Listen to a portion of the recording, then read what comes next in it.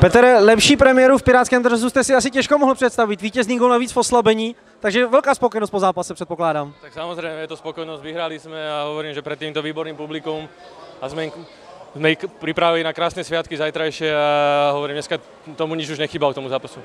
Jak jste viděl ten váš gól?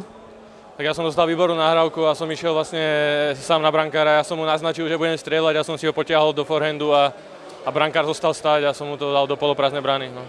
Vypadalo to, že jste se jednu třetinu tak trošku možná rozjížděli. Projevila se možná maličko ta pauza zápasová? Tak ono nikdy není príjemné 10 dní nehrať a ja som to už hovoril, že 8-10 minút prvých sme sa hľadali, nebolo to ono, aj ten gól nám nepomohol, čo sme dostali, ale myslím, že od toho gólu, čo sme dali, sme sa nakopli a odtedy sme boli jasne lepším týmom.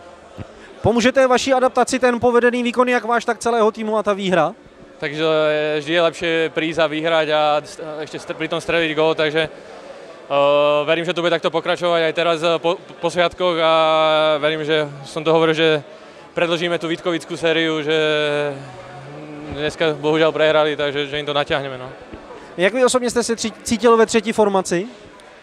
Tak myslím, že sme hrali dobre, ale aj tréner to strašne dneska aj to točil, takže nehrali sme stále, nebol som na lade stále s tou istou peťkou, takže aj to je podľa mňa dobré, že si človek nezvykne na tých hráčov, na tých jednotlivú peťku, ale že dokáže zahrať aj s ostatnými, takže som za to rád. Předpokládám, že vás hodně potěšilo, že jste dostal důvěru i na oslabení.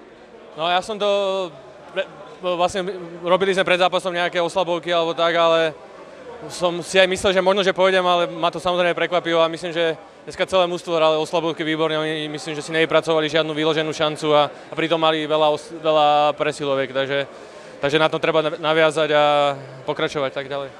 Jak bylo náročné se soustředit na zápas předvečer Štědrého dne?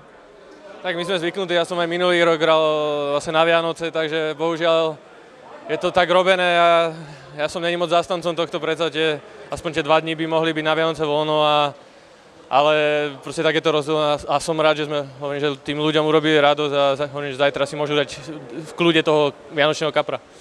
Jak se těšíte do Vítkovic?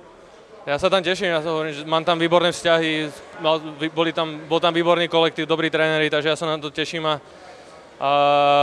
budem sa im to snažiť čo najviac nepríjemniť. No.